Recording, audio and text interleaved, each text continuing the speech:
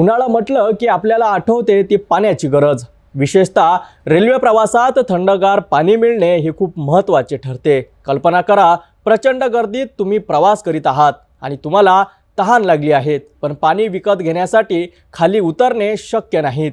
अशा परिस्थितीत मदतीला धावून येतात काही देवदूत। आज आपण अशाच एका सेवाभावी गटाबद्दल बोलणार आहोत, जो अनेक वर्षांपासून तहानलेल्यांची तहान भागवण्याचं काम निस्वार्थपणे करीत आहेत। उन्हाळ्याच्या दिवसात रेल्वे प्रवाशांना, विशेषतः जनरल डब्यातून प्रवास करणाऱ्यांना अनेक अडचणींचा सामना करावा लागतोय। लहान मुलं, स्त्रिया, पुरुष आणि वृद्ध अशा सर्वांनाच या उष्णतेत पाण्याची खूप गरज असते। अनेकदा गर्दीमुळे प्रवाशांना स्टेशनवर उतरून पाणी विकत घेता येत नाही। ही समस्या लक्षात घेऊन धामणगाव येथील काही महिला आणि पुरुषांनी जलसेवा भावी ग्रुपची स्थापना केली आहे। या ग्रुपचे सदस्य आपापले कामधंदे बाजूला सारून रेल्वेच्या वेळेवर स्टेशनवर येतात। Maharashtra express, Ahmedabad express, Vidarbha express, mail express आणि अशा अनेक गाड्यांमध्ये ते प्रवाशांना थंड पाणी वाटप करतात। यह योजना हमारी गुड़ी पड़वा से चालू हो रही है, जल सेवा ग्रुप द्वारा। और हम ये प्रोग्राम 3 महीने तक रहता है। हमारा ये प्रोग्राम जून तक रहता है, गुड़ी पड़वा से लगा के। जब तक बरसात जब तक चालू होती है तब तक पूरा रहता है।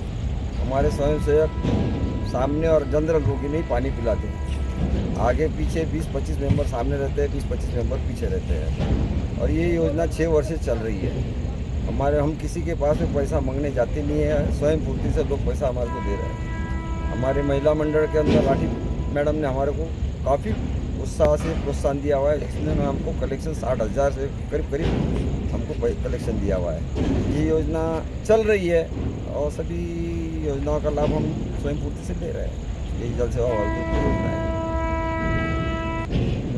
जनरल बोगी में पानी पिलाते हैं, सबकी इच्छा तृप्त हो रही है। हे काम ते पूर्णपणे निस्वार्थपणे करतात।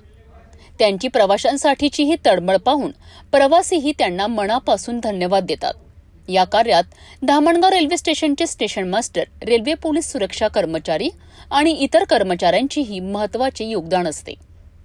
जलसेवा भावी ग्रुपच्या या उत्कृष्ट कार्याचे शहरात आणि परिसरात मोठ्या प्रमाणावर कौतुक होत आहेत। जय श्री राम। हमने 5-6 साल से पानी का चालू किया हुआ है।